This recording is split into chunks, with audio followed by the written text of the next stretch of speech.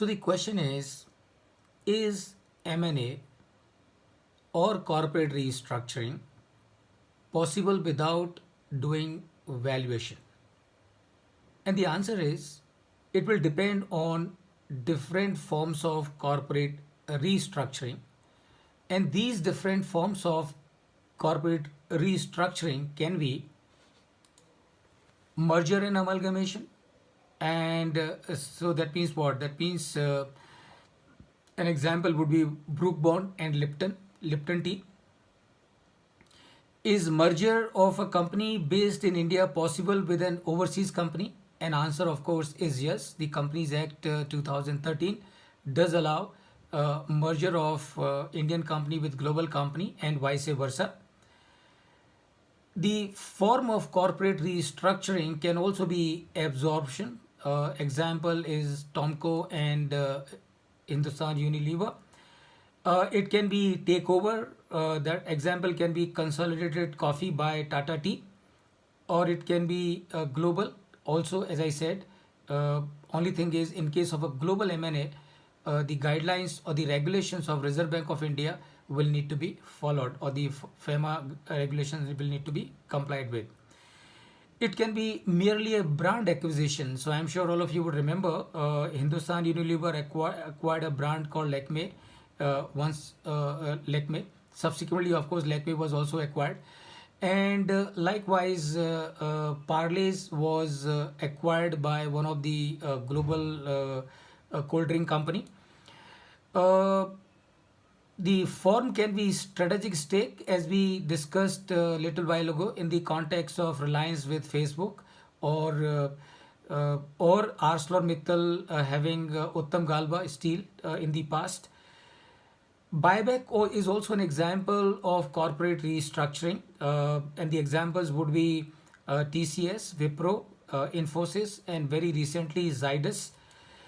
It can be divestment, it can be divestiture, privatization by bank, or it can be joint venture. So Tata and Fiat, and can you imagine two automobile company both competing with each other, but entering into a joint venture where Tata and Fiat came together, and they entered into a marketing arrangement so as to facilitate sale of the products of each other.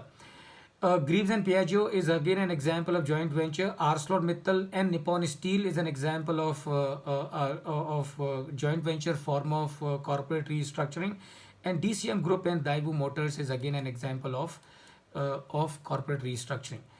Then you can also have slump sale, or you can have asset sale. Then you can have demerger. Example of demerger would be L&T and Ultratech Cement. So once upon a time, L&T was a company that also have cement division. That cement division was subsequently demerged into a separate company, which is now known as Ultratech Cement. I'm sure all of you would also remember once upon a time, soon after the sad demise of late Dhirubhai Ambani, both the brothers Anil Bhai and Mukesh Bhai, they had differences between two of them, and that's how they decided to part ways.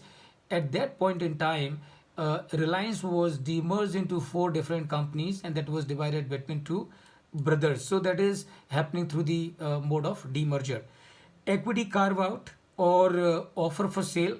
The example would be of Endurance Limited, when the promoters of Endurance came out with offer for sale, or the promoters of Alchem came out with offer for sale, and that's where the promoters through the process of IPO will sell their holding to the public.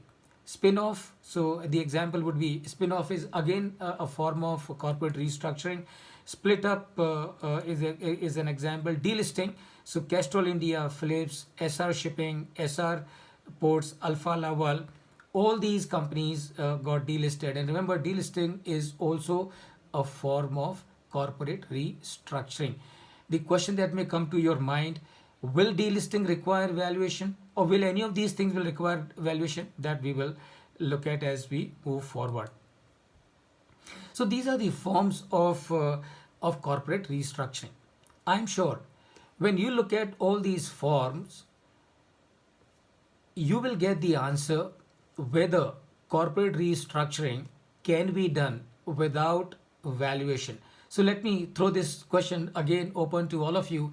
Is it possible to do value corporate restructuring without doing a valuation? Over to all of you.